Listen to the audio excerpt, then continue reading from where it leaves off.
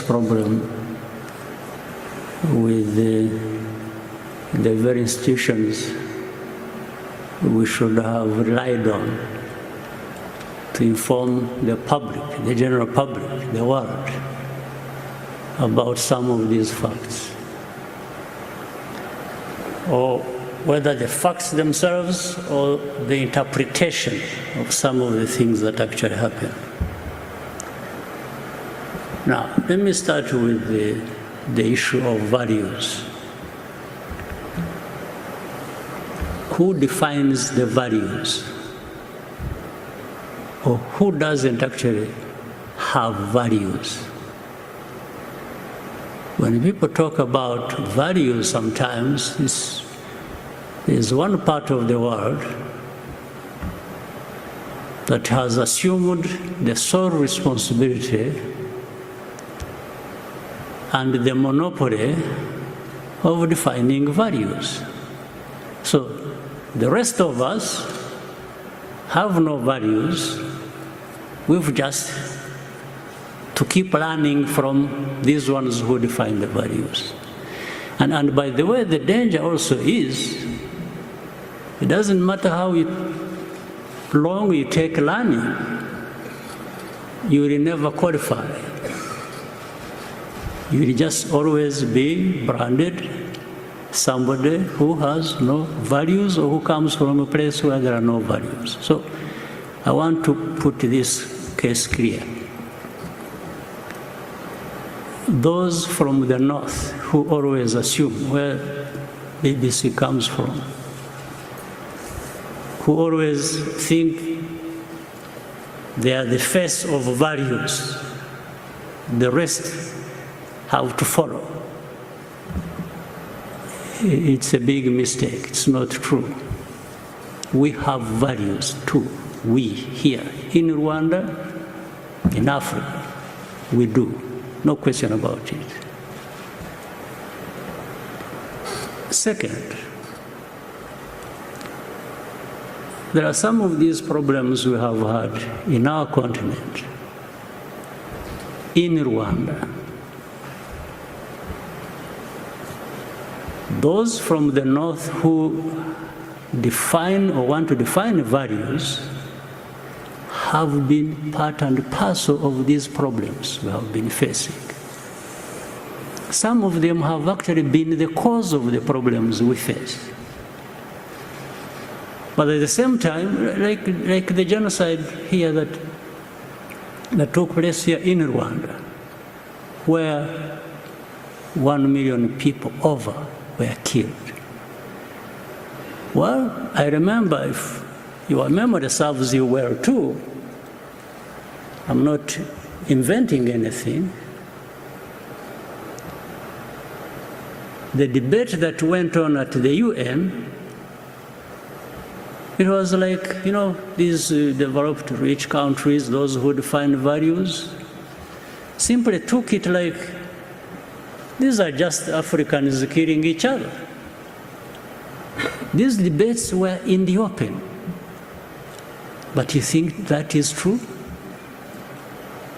You think the divide that actually led to this genocide was just a creation of Rwandans?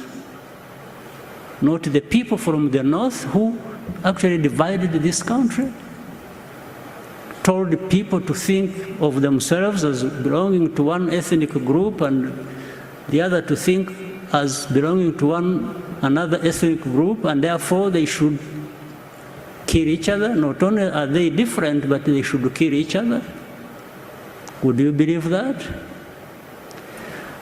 Would you tell me that the 20 million people, this is documented by other people, not by me, who were killed in the Congo,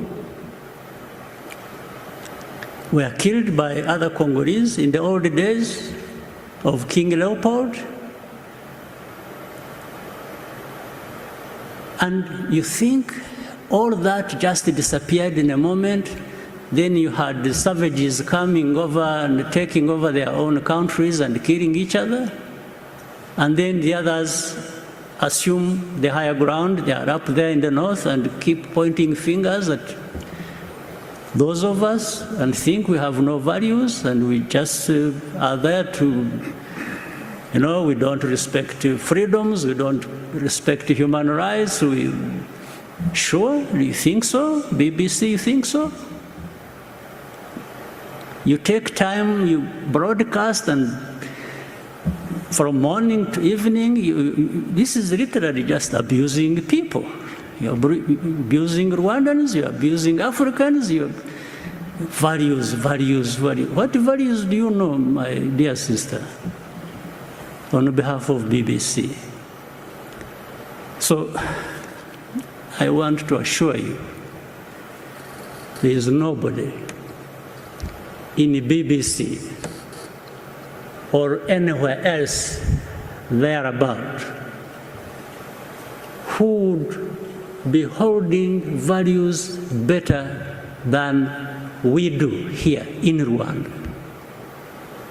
Except if we just want to cover up the mistakes of the same people who want to define these values for us. Or really tragic mistakes of things they have caused. So, when you are saying that, you may tell somebody else, people who don't have time to think or who don't have a history where they have struggled with these complications, yes, they will. But here, those of us who have faced what we did, who have gone through what we did, we take our responsibility. Of course, genocide could not have happened just on the hands of others who brought it to us. No. We, Rwandans, have a responsibility. We have our share of the blame for it. But there are others who should take responsibility for that. So I just want to let you know that these issues of upholding values and so on, as far as I'm concerned, as I know, as far as Rwandans are concerned, we don't need any lessons from BBC or from anyone. I tell you this with firm conviction. So, democracy or people in prison you're talking about, there is nobody in Rwanda who is in prison that should not be there, because you have a justice system that is actually functional and is fair. Let me tell you something instead. Actually, there are people who are not in prison who should be there. There are no people who are in prison that shouldn't be there, but there are people who are not in prison who actually should be there. And I'll explain to you if you want. I know, for example, I've been seeing journalists writing all kinds of things.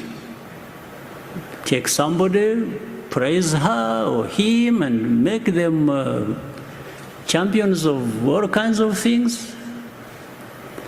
That's fine. I wish these people are making them champions of their own situations, if they wanted them, but not of our situations. And I give you some details. And what I meant when I said what I said. Take an example who is always written about, and people who have been here even during this CHOGM, and they were visiting. There is a woman called Ingabire Victoire, whom BBC and others want to always sing about being the face of the opposition. Okay, fine. And this is one I was referring to. She's not in prison now, but should be in prison now. She was in prison, she committed a crime for which she was tried in the court of law. She was actually sentenced and imprisoned. the government, the president, under the prerogative of the masses, president has that powers. Actually, this woman was released from prison before she served her full sentence. And it wasn't because she was not guilty or whatever. I'll tell you something else which shows double standards, which lead to these things you were asking. She was tried on the basis of evidence that was provided by European countries working with our own justice system. You see, it wasn't just done here. It was done between us and some European countries who provided evidence, corroborating with the evidence we had, and that's on the basis of which she was tried and sentenced and put in prison. Now, but some people decide to make that person an angel of freedom and democracy and something like that. Where does it come from? But she's out there. She's not in prison. But this I'm saying, she should actually be in prison if we hadn't just forgiven her. Okay, we forgive her to be out of prison so that you can pick her and pump her and praise her. Okay, that's fine. If that serves, but I wish it was serving something good for the country. That's okay. Then you have another person whom the very people I was referring to picked, praised, made her a celebrity, him a celebrity, you know, made the hero of, made him a savior of, but I don't know even what he saved. Now, when he faces justice,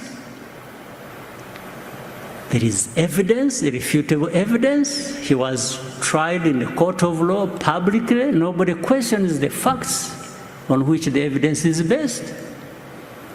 But then say, no, you see, this one is, a critic of the president. No, you first answer these facts before you talk about your things that you want to use. And in fact, this person committed this crime with many others. There are about 21 people in the same case, all of them who pleaded guilty and are implicating this person, and this person was at one time their leader. These are people who were armed, waged violence against families of Rwandans. People were lost their lives. There are victims there. And then there is the one, this person, it comes from America, from Europe, and that this person, and in fact, what is interesting, they come and say, this person, we are not saying he's innocent, but he should be released. And then we ask them, say, okay, if you think he should be released, how about these others who are co-accused with this person, who are also in prison? So in other words, they are saying, this person is special. We've made him special, so you should not question that. And then we say, okay, fine. How about the victims? The very people, families that lost their people on the hands of this person. They can't answer that, but they keep insisting. So anyway, let me try to cut. It was a loaded question, so I'm trying to grapple with how to cut the answer short. But so the basis on which